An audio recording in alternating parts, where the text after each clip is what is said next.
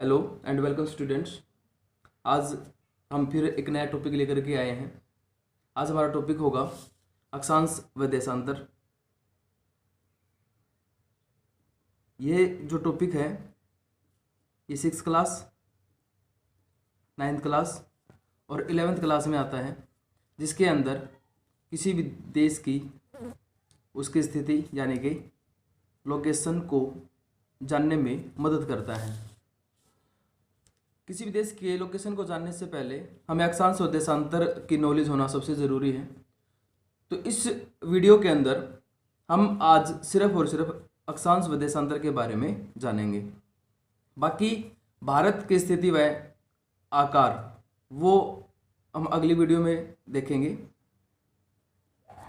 तो चलिए शुरू करते हैं और मैं आशा करता हूँ कि आप सब ठीक होंगे। हमारा टॉपिक शुरू होता है, ध्यान से देखना। सबसे पहले बात करते हैं अक्षांश की।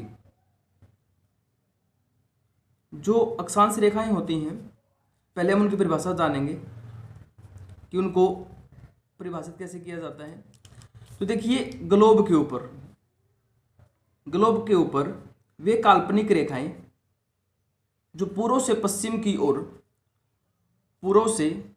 की ओर एक्सतीज खींची जाती हैं या ग्लोब पर लेटी हुई रेखाओं को अक्षांश रेखाएं कहा जाता है।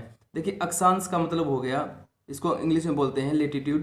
तो याद करने के लिए हमारे पास बेटर तरीका है लेटीट्यूड, यानी कि लेटी हुई रेखाएं। लेटी हुई रेखाओं को हम क्या बोलते हैं? अक्षांश रेखाएं बोलते हैं। तो ये हो गई परिभाषा, ठीक है। अब आगे चलते हैं हम।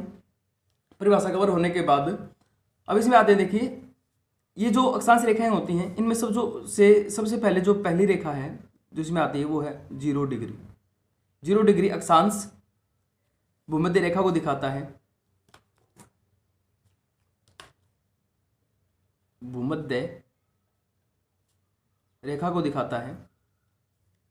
उसके बाद जब ये 0 डिग्री अक्षांश रेखा खींची जाती है तो ये ग्लोब को दो हिस्सों में बांटती है, नॉर्थ और साउथ। एक गोला जब उसको बीच में से बांट दिया जाता है तो वो गोला अर्ध अवस्था में हो जाता है। तो इसलिए इसको बोलेंगे उत्तरी गोलार्ध और इसको बोलेंगे हम दक्षिणी गोलार्ध।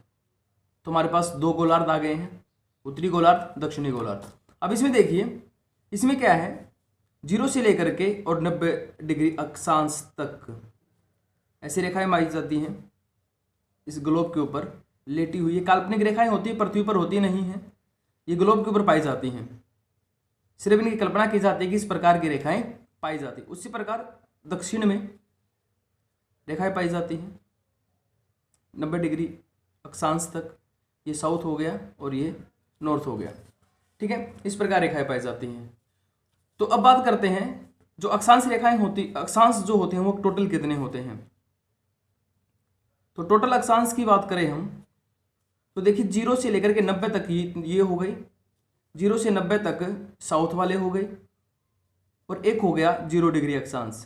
तो इनकी टोटल संख्या कितनी हो गई? 181। ये जो 181 हैं ये क्या है? ये है अक्षांश। 181 अक्षांश हैं, ठीक है। और आगे अगर बात करें हम, और वो आता है अक्षांश रेखा। अब अक्षांश रेखाएं कितनी होती हैं? तो देखिए, इसमें देखना, जो ये है 90 डिग्री नॉर्थ और साउथ दोनों, जैसे जैसे इस ग्लोब के ऊपर हम जाते हैं गोलाकार में, तो ये एक वर्त के रूप में होती है, ऐसे बिल्कुल गोलाकार की होती है। मैं आप लोगों को ऐसे बना करके दिखाता हूँ डायग्राम। मान लीजिए गोलाकार है और इस गोलाकार के अंदर ये हो गया नॉर्थ और ये हो गया नीचे वाला साउथ। अब जैसे जैसे इसके हम ऊपर आएंगे तो इसमें क्या होता है कि ये जो रेखाएं होती हैं, ये जो वर्त आकार की जो रेखाएं होती हैं वो धीरे धीरे छोटी होनी शुरू हो जाती हैं और ऊपर आते हैं तब वो एक रेखा ना रह करके एक बिंदु बन जाता है। ऊपर भी बिंदु बन जाएगा और नीचे भी बिंदु बन जाएगा। यानी कि हमारा जो उत्तरी ध्रुव है और दक्षिणी ध्रुव है, दोनों के ऊपर 90 डिग्री का क्या रहता है? 90 डिग्री का बिंदु रहता है। तो यानी कि यहां से क्या होगा, ये दो रेखाएं नहीं होंगी, ये दो बिंदु हैं। तो इसीलिए जो हमने 181 पढ़ा है इसके अंदर से -2 कर दें तो 179 जो होती हैं वो अक्षांश रेखाएं होती हैं। अगर आपसे कोई पूछे कि अक्षांश कितने होते हैं तो अक्षांश की संख्या होती है 181 यानी कि 181, और अक्षांश रेखाओं की जो संख्या होती है वो होती है 179। ठीक है, समझ में आ गया होगा। अब बात करते हैं कि इनकी जरूरत क्या होती है, ये क्या काम आते हैं। तो देखिए, किसी भी क्षेत्र के तापमान, वहां की जलवायु और सबसे बड़ा उसकी स्थिति, किसी भी देश की स्थिति या लोकेशन को जानने के लिए इनका प्रयोग किया जाता है, अक्षांश रेखाओं का। अब इनमें देखते हैं कि कुछ अक्षांश रेखाएं जो होती हैं वो इंपॉर्टेंट होती हैं, जिनको बार बार पढ़ाया जाता है, दिखाया जाता है। एक तो होती 0 डिग्री, जिसका नाम हमने रख लिया है भूमध्य रेखा, पता है हमें, अभी पढ़ा है। उसके बाद एक होती है 23.5 डिग्री, 23.5 डिग्री, 23.5 डिग्री नॉर्थ और साउथ दोनों। 23.5 डिग्री जो नॉर्थ होती है उसको हम बोलते हैं कर्क रेखा, और इसको बोलते हैं मकर रेखा। 23.5 डिग्री जो साउथ होती है उसको हम मकर रेखा बोलते हैं। उसके बाद आगे जो लाइन आती है, जो रेखा आती है, जो सबसे इंपॉर्टेंट है, ये नहीं कि इनके बीच में कोई रेखा नहीं है, इनके बीच में रेखा है, लेकिन जो इंपॉर्टेंट है, जो महत्वपूर्ण बनाई गई है, उनके बारे में बात कर रहे हैं। 66.5 डिग्री नॉर्थ और 66.5 डिग्री साउथ। ये अंटार्कटिक वर्त कहलाएगा, अंटार्कटिक वर्त, और ये आर्कटिक वर्त कहलाएगा। ठीक है, और एक आगे हमारे पास 90 डिग्री। तो इस प्रकार कुछ महत्वपूर्ण जो अक्षांश रेखाएं हैं उनके बारे में हमने पढ़ लिया। अब हम आगे चलते हैं। इसमें देखिए, ये जो अक्षांश रेखाएं हैं 0 डिग्री से लेकर के, अगर हम 1 डिग्री की बात करें, 1 डिग्री अक्षांश रेखा, तो इनके बीच की दूरी अगर हम बात करते हैं तो इनके बीच की दूरी होती है 111 किलोमीटर। कितनी होती है? 111 किलोमीटर इनके बीच की दूरी होती है। उसके बाद आगे चलते हैं, आगे आते हैं। मुझे लगता है कि अक्षांश रेखाओं से संबंधित जो था वो कंप्लीट हो गया है। इसमें तापमान को अगर हम जानने की कोशिश करें तो तापमान में क्या होता है कि हमने पढ़ा है कि भूमध्य रेखा के ऊपर जो सूर्य की किरणें जो होती हैं वो बिल्कुल सीधी पड़ती हैं, तो इसलिए यहाँ पर जो टेम्परेचर होता है वो सबसे ज़्यादा प्राप्त होता है। और जैसे जैसे हम इन ध्रुवों की तरफ जाते हैं, ध्रुव वाली बात समझ में आ गई आप लोगों को, जो ये वाला जो पोर्शन होता है इसको हम ध्रुव बोलते हैं। ग्लोब के ऊपर, ग्लोब में जहाँ पर वो सुई जो पिन जो अंदर की तरफ घुसी हुई होती है, वो दोनों सिरे इस प्रकार जो दोनों सिरे जो होते हैं वो क्या होते हैं? वो ध्रुव होते हैं। ये दक्षिणी ध्रुव होता है, दक्षिणी ध्रुव यानी कि साउथ पोल, और ये होता है उत्तरी ध्रुव। ठीक है, जैसे जैसे हम भूमध्य रेखा से ध्रुवों की तरफ जाएंगे तो टेम्परेचर की जो मात्रा है वो क्या होने लग जाती है? वो कम होने लग जाती है। ठीक है, तो इनका संबंध ये हो गया तापमान से। बात करेंगे, लोकेशन की बात करेंगे, लेकिन लोकेशन की बात करने से पहले हम देशांतर रेखाओं के बारे में जानेंगे। पहले देशांतर रेखाओं के बारे में जान लेते हैं। तो चलिए शुरू करते हैं देशांतर रेखाओं के बारे में। देशांतर रेखाएं, देखिए देशांतर रेखाओं में क्या होता है, पहले हम वही परिभाषा पर आएंगे। इनमें वही है, ग्लोब के ऊपर उत्तर से दक्षिण की तरफ खींची गई लंबवत रेखाओं को देशांतर रेखाएं कहते हैं। क्या कहा? ग्लोब के ऊपर उत्तर से दक्षिण बिंदु को मिलाने वाली लंबवत रेखाओं को देशांतर रेखाएं कहा जाता है। ये भी जो होती हैं ये भी काल्पनिक रेखाएं होती हैं। ठीक है, ये काल्पनिक रेखाएं होती हैं। अक्षांश रेखाओं की बात ही, इनके अंदर भी जो पहली लाइन है जिसकी हम शुरुआत करेंगे वो 0 डिग्री है। 0 डिग्री, इसको हम प्रमुख यामोत्तर का नाम दिया गया है, प्रमुख यामोत्तर। ये जो 0 डिग्री की जो रेखा होती है ये इंग्लैंड के अंदर एक जगह है ग्रीनिच, जिसको ग्रीनविच भी बोलते हैं, ग्रीनिच या ग्रीनविच भी बोलते हैं। वहां पर है ये रेखा, यानी कि वहां उस स्थान के अंदर से खींची गई रेखा है। और 1884 के अंदर एक सम्मेलन हुआ था जिसके अंदर इसको अंतर्राष्ट्रीय समय रेखा घोषित किया गया। अंतर्राष्ट्रीय समय रेखा घोषित किया गया। ठीक है, अंतर्राष्ट्रीय समय रेखा कौन सी हो गई? 0 डिग्री प्रमुख यामोत्तर। ठीक है, अब ये क्या करता है, इस पे आते हैं। तो ये सबसे पहले जिस प्रकार भूमध्य रेखा ने इस ग्लोब को यानी कि जो पृथ्वी को 2 हिस्सों में बांट दिया था, उसी प्रकार जो ये होती है ये भी इस पृथ्वी को 2 हिस्सों में बांटती है। तो ये वाली जो दिशा होगी यानी कि मेरे सामने रखा हुआ है और उसके हिसाब से मेरा जो ईस्ट है यानी कि जो मेरा राइट हैंड है वो ईस्ट को शो कर रहा है और जो मेरा लेफ्ट हैंड है वो वेस्ट को शो कर रहे हैं। जब भी हम किसी मैप के सामने होते हैं और हमारा जो राइट हैंड होता है वो हमेशा पूर्व होता है। ठीक है, तो इसने क्या किया, इसने 0 डिग्री से प्रमुख यामोत्तर ने इस ग्लोब को 2 हिस्सों में बांट दिया, ईस्ट और वेस्ट। ठीक है, उसी प्रकार हमारा जो ये है ये 2 हिस्सों में बट गया भाई। 0 डिग्री ने ईस्ट और वेस्ट में डिस्क को डिवाइड कर दिया है। अब इसमें क्या करना है हमें, इसमें बोला गया है इसके अंदर इसी प्रकार की इसमें जो रेखाएं होती हैं इसमें इन्होंने बोला कि यहां से 0 डिग्री से रेखाएं शुरू करेंगे, 1 2 3 4 करते करते इसमें 179 तक जाएंगे पूर्व में भी, और 179 तक रेखाएं खींचते खींचते हम कहाँ जाएंगे, पश्चिम में जाएंगे। और जब पश्चिम में जा करके जब पीछे मिलेंगे तो जब पीछे मिलते हैं तो पीछे एक लाइन होगी। ठीक है, और वो लाइन कौन सी होगी, 180 की। तो यानी कि 180 की लाइन भी एक है और 0 डिग्री की लाइन भी एक है। मान लीजिए मैं एक बार यहाँ पर बना देता हूँ। ठीक है, 0 डिग्री की लाइन, तो 0 डिग्री से हम चलेंगे 180 की तरफ यानी कि 179 लाइन खींचते खींचते 1 2 3 4 ऐसे करते करते 170 लाइन यहाँ से भी मान लीजिए पश्चिम की तरफ से आ रहे हैं तो 179 जो है 179 जो लाइनें हैं वो यहाँ से खींचते हुए हम 180 के ऊपर मिल जाएंगे। तो उस प्रकार हमारा जो गोल है, जो गोलाकार है वो कंप्लीट होगा, वो ग्लोब तक पहुंच जाएगी। तो यहाँ पर सबसे पहले हम इनकी संख्याओं की बात करते हैं। तो संख्या देखिए 179 ये हो गया, 179 ये हो गया, एक रेखा ये हो गई और एक रेखा ये हो गई 0 डिग्री की, एक 180 डिग्री की, और 179 टोटल है, 179 ये है। तो ये इनका टोटल आता है 360। तो अगर बात की जाए कि टोटल देशांतर रेखाएं कितनी होती हैं तो वो होती हैं 360, क्योंकि 180 की जो लाइन है ना वो एक ही है और एक 0 की है, 179 179।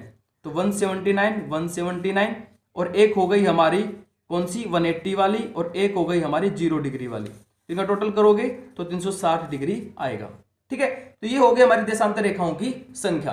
अब बात करते हैं कि ये काम क्या आती हैं, तो इनके बारे में जान लेते हैं एक बार कि देशांतर और अक्षांश रेखाएं जो होती हैं वो किस काम आती हैं। तो सबसे पहले इन दोनों का पहले हम देशांतर का देखते हैं, अकेले देशांतर किस काम आती है।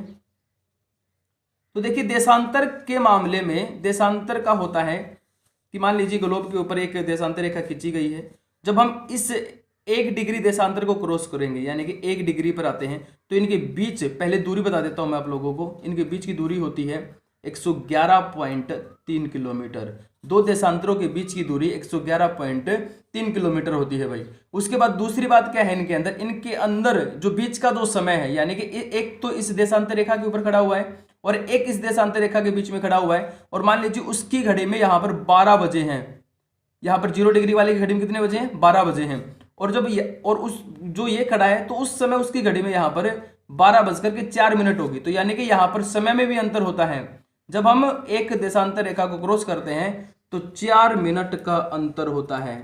ठीक है, कितना अंतर होता है, 4 मिनट का अंतर होता है। तो ये किसको भी निर्धारित करता है, देशांतर। देशांतर जो होता है वो समय को भी निर्धारित करता है। चलिए इस बात को भी समझेंगे हम कि किस प्रकार ये समय को निर्धारित करता है। उससे पहले हम उसके लोकेशन पर आते हैं। ये जो अक्षांश हमारी यानी कि लेटीट्यूड और जो लॉन्गिट्यूड है वो किस प्रकार किसी भी क्षेत्र की लोकेशन को प्रभावित करता है। तो इसके अंदर देखिए हम यहाँ पर एक ग्लोब बनाते हैं। ये 0 डिग्री भूमध्य रेखा हो गई। ठीक है, मैं पहले आप लोगों को इंडिया का अक्षांशीय और देशांतरीय विस्तार बता देता हूँ। भारत का, हमारे प्यारे भारत का, यहाँ पर कहता है कि इसका अक्षांशीय विस्तार होता है 8 डिग्री 4 मिनट नॉर्थ से लेकर के 37 डिग्री 6 मिनट नॉर्थ। ठीक है, ये है भारत का अक्षांशीय विस्तार भाई। ठीक है, और उसके बाद देशांतरीय विस्तार की बात करें तो 68 डिग्री 7 मिनट ईस्ट से लेकर 97 डिग्री 25 मिनट ईस्ट यानी कि पूर्व में। ये है हमारा देशांतरीय विस्तार, हमारे भारत का देशांतरीय विस्तार। ठीक है, इनका मतलब क्या है कि जो अक्षांश और देशांतर रेखाएं हमने खींची थी ना, भारत जो है इन अक्षांश और देशांतर रेखाओं के बीच में आता है। अब इनसे क्या पता चलेगा, अगर हमें किसी भी क्षेत्र का कि इनके बारे में पता है तो उससे क्या प्रभाव पड़ता है,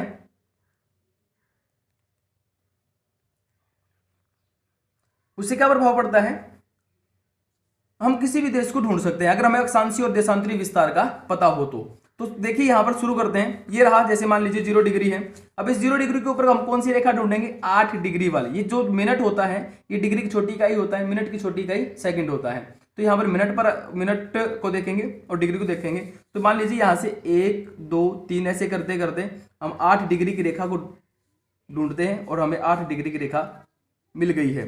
ठीक है, उसके बाद हम चलेंगे ऊपर की तरफ चलेंगे तो हमें कौन सी रेखा ढूंढनी पड़ेगी, 37 डिग्री। मैं आप लोगों को यहाँ पर एक बात और बता देता हूं कि मैं ऊपर की तरफ क्यों आया, नीचे क्यों नहीं ढूंढा मैंने। तो इसका कारण ये है कि ये नॉर्थ जो है, इसमें नॉर्थ लिखा हुआ है, यानी कि उत्तरी गोलार्ध में है भारत। देखिए नॉर्थ, और यहां पर भी नॉर्थ लिखा हुआ है, तो 8 डिग्री नॉर्थ में ढूंढ रहा है ना कि साउथ में ढूंढना है, इसलिए मैं नॉर्थ में आया हूं। ठीक है ना, तो 8 डिग्री नॉर्थ की तरफ मैं यहां से आया हूं और यहां से लेकर के 37 डिग्री तक मैं आया। तो ये हमें रेखा मिल गई, अक्षांश रेखाएं। ठीक है, इसके बारे में एक बात और बता देता हूं मैं, ये 8 डिग्री 4 मिनट जो है ये भारत की मुख्य भूमि का अक्षांशीय विस्तार है। मुख्य भूमि का मतलब है कि भारत जो है, ये जो दक्षिणतम ये पॉइंट है ना, तमिलनाडु और यहां पर आकर के केरल मिलते हैं इस प्रकार ये, तो ये इसका दक्षिणतम बिंदु ये वाला जो है ये 8 डिग्री अक्षांश रेखा को टच करता है। लेकिन जो अंडमान निकोबार इस प्रकार दिखाया जाता है वो वाला 6 डिग्री 45 मिनट को टच कर रहा है, 6 डिग्री 45 मिनट को टच कर रहा है। तो मुख्य भूमि का अक्षांशीय विस्तार है ये। तो 8 डिग्री से शुरू हो गया है भारत, ठीक है, और 37 डिग्री तक है। अब इसमें कंफ्यूजन क्या हो गया कि इतना इस प्रकार चौड़ा थोड़ी ना है भारत, ठीक है, कि भारत इस प्रकार फैला हुआ है पूरे संसार के अंदर, ऐसा नहीं है। तो इसके लिए हमें क्या करना पड़ेगा, इसके लिए हमें देशांतरीय विस्तार को ढूंढना पड़ेगा। तो यहां पर एक लाइन खींचते हैं हम, 0 डिग्री, ठीक है, प्रमुख यामोत्तर यानी कि हमारी देशांतर रेखा, वो क्या करेगी, वो इसको 2 हिस्सों में डिवाइड कर देगी और ये आ गया ईस्ट और ये आ गया वेस्ट। अब हमें भारत कहां ढूंढेंगे, भारत ढूंढेंगे ईस्ट में, क्योंकि हमारा जो देशांतरीय विस्तार है वो है पूर्व। ठीक है, तो पूर्व में चलेंगे, 0 डिग्री से लेकर के कौन सी लाइन पर आएंगे, 68 डिग्री। तो यहां पर मुझे 68 डिग्री की लाइन मिल गई है। ठीक है, और कहां तक जाएंगे, 97 डिग्री की लाइन तक हम जाएंगे और 97 डिग्री की मुझे लाइन यहां पर मिल गई है। तो इसका मतलब क्या है कि हमारा प्यारा भारत जो है, हमारा जो भारत है वो कहाँ है, वो यहाँ पर है। ठीक है, ये वाला जो है ये किसको टच कर रहा है, ये अरुणाचल प्रदेश को टच कर रहा है, ये पॉइंट अरुणाचल प्रदेश को टच कर रहा है, ये गुजरात को टच कर रहा है, नीचे तमिलनाडु वाला पोर्शन टच हो रहा है और ऊपर जम्मू कश्मीर वाला पोर्शन टच हो रहा है। तो इनके बीच में क्या है, अपना प्यारा भारत है। तो ये अब समझ में आ गया होगा कि अक्षांश और देशांतर जो होते हैं वो किस काम आते हैं, तो वो आते हैं किसी भी देश के लोकेशन को ढूंढने के लिए, यानी कि उसकी स्थिति का पता लगाने के लिए कि कोई भी देश कहां पर स्थित है। अब आगे बात करते हैं, हमने देखा था कि जो देशांतर होते हैं वो किस प्रकार समय को निर्धारित करते हैं। तो देखिए हमने पढ़ा था कि 0 डिग्री जो प्रमुख यामोत्तर है, प्राइम मेरिडियन जो रेखा बोला जाता है, प्रमुख यामोत्तर यहां से समय को निर्धारित कर लिया। मान लीजिए यहां पर 12 बजे, ठीक है, अंतर्राष्ट्रीय संगठन ने इसको अंतर्राष्ट्रीय समय मानक माना था। तो उसके बाद क्या है, अब बात करते हैं कि जैसे ही हम आगे चलते हैं तो हमने पढ़ा था ना कि 4 मिनट का अंतर आता है। तो इसमें क्या होगा, जैसे जैसे आगे बढ़ते जाएंगे, पूर्व की तरफ बढ़ेंगे तो 4 मिनट इंक्रीज होगा, बढ़ेगा। लेकिन जब पश्चिम की तरफ आएंगे हम तो इसमें क्या होगा, 4 मिनट माइनस होगा, यानी कि घटता चला जाएगा। यानी कि यहां पर जो व्यक्ति खड़ा है, यहां पर जो खड़ा है, अगर इस तरफ आएगा तो 1 दिन बढ़ जाएगा और इस तरफ जाएगा तो 1 दिन घट जाएगा। आप लोगों ने काफी बार देखा भी होगा कि कुछ देश ऐसे होते हैं जो हमसे पहले 9 वर्ष मना लेते हैं, तो यानी कि वो क्या है, वो हमसे काफी आगे हैं। ठीक है, अब हम अपने भारत से लेकर के चलते हैं। तो भारत कहाँ है, 0 डिग्री से लेकर के कहां पर शुरू हुआ, हम देशांतर में 68 डिग्री से शुरू हो गए हैं, 68 डिग्री 7 मिनट, और आगे चलते हैं तो हम यहां तक आते हैं 97 डिग्री 25 मिनट। इनके बीच का जो डिस्टेंस है ना वो लगभग 30 डिग्री अक्षांश को कवर कर रहे हैं, 30 डिग्री अक्षांश को इनके बीच में। देखिए 97 और माइनस हम 68 कर लेते हैं। अगर मान लीजिए 8 है लगभग, तो ये 0 हो गया और ये 3 हो गया, तो लगभग जो है 30, ठीक है। वैसे 29 पॉइंट समथिंग आएगा, लेकिन लगभग 30 डिग्री देशांतर रेखाओं का जो है इनके बीच में अंतर है। तो समय में क्या आएगा, एक देशांतर रेखा पर कितना अंतर आता है, 4 मिनट का। अब मान लीजिए यहां पर 68 डिग्री है, तो 68 को क्या करेंगे, मल्टीप्लाई कर देंगे 4 से, ठीक है। इसके वो कर लीजिए आप, तो कितना आएगा, 272 मिनट, ठीक है। अब उसके बाद यहां तक आएंगे, क्योंकि भारत में 30 रेखाएं गई हैं, तो यहां पर देखिए 97 डिग्री, 97 के साथ फिर मल्टीप्लाई कीजिए, शायद इतना ही है लगभग, ठीक है। ये मिनट देखो कितना अंतर आ गया इनके लिए। तो इसलिए भारत ने क्या कर रखा है, भारत ने भी अपना एक मानक समय मान रखा है, क्योंकि कहीं अव्यवस्था न फैल जाए कि अरुणाचल प्रदेश में समय कुछ और दिखा रहा है और जम्मू गुजरात के अंदर समय कुछ और दिखा रखा है। इस अव्यवस्था को बचने के लिए भारत ने अपना मानक समय मान रखा है। इलाहाबाद के अंदर से एक रेखा गुजरती है, वो है 82.5 डिग्री, 82 डिग्री 30 मिनट, ठीक है। या इसको इस प्रकार भी लिखा जाता है 82.5 डिग्री पूर्वी देशांतर को भारत ने अपना क्या माना है, भारत ने अपना मानक समय माना है। तो यहां पर एक प्रश्न बनता है कि भारत का मानक समय कहां से लिया गया है, 82.5 डिग्री पूर्वी देशांतर से भारत ने अपना मानक समय लिया है। तो यहां पर हम निकालेंगे अपना समय, 82 डिग्री को मल्टीप्लाई करते हैं 4 से, 4 दूनी 8 हो गया, 8 चौक 32 हो गया, ठीक है। और एक ये जो आधा मिनट जो हमने पढ़ा है 82.5 डिग्री का, तो आधा मिनट यानी कि पूरा होता तो 4 मिनट ऐड होते, अब इसमें 2 मिनट और ऐड कर लीजिए, ये हो गया 330 मिनट। 330 मिनट के 5.5 घंटे बनते हैं, ठीक है। तो इस रेखा से, ये जो 0 डिग्री की जो रेखा है ना, इस रेखा से हम कितने आगे हैं, हम 5.5 घंटे आगे हैं, ठीक है। अगर यहाँ पर 12 बजे हैं तो हमारे देश में कितने बजे होंगे, 5.5 बजे होंगे। आप लोगों ने काफी बार मोबाइल में टाइम सेट करते वक्त, अपने अपने मोबाइल में टाइम सेट करते वक्त दिल्ली का समय भरा होगा और उसके आगे लिखा आता है प्लस 5.5। इसका मतलब क्या है कि हम 5.5 घंटे आगे हैं। कुछ के आगे लिखा होगा -4 घंटे, ठीक है। किसी के अंदर 3 घंटे, किसी के अंदर 2 घंटे। उसका मतलब क्या है कि वो पश्चिम में है 0 डिग्री से, ठीक है। अगर आप उनका टाइम सेट कर लेंगे तो वही टाइम आपके मोबाइल में दिखाना शुरू कर देगा। तो ये था अपना एक छोटा सा टॉपिक जो अक्षांश और देशांतर रेखाओं के ऊपर था।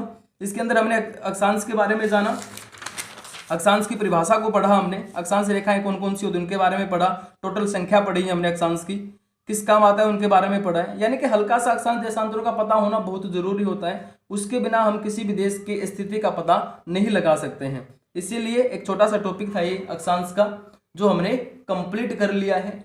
इनके अंदर अगर कुछ और बचता है तो इसकी हम जो है पार्ट 2 बनाएंगे, जिसके अंदर हम भारत के, हमारा जो इंडिया है उसके लोकेशन और साइज के ऊपर डिस्कस करेंगे और कोशिश करेंगे कि अगर कुछ छूट जाता है तो उसको हम उस वीडियो में कवर करें।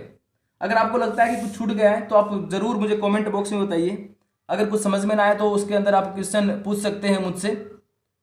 और बाकी इसको ध्यान से सुनिएगा, एक बार नहीं तो 2 बार सुन लीजिए, ठीक है। 6th क्लास की जो बुक दे रखी है उसके अंदर भी दे रखा है चैप्टर, और 9th क्लास के अंदर भी है, ठीक है।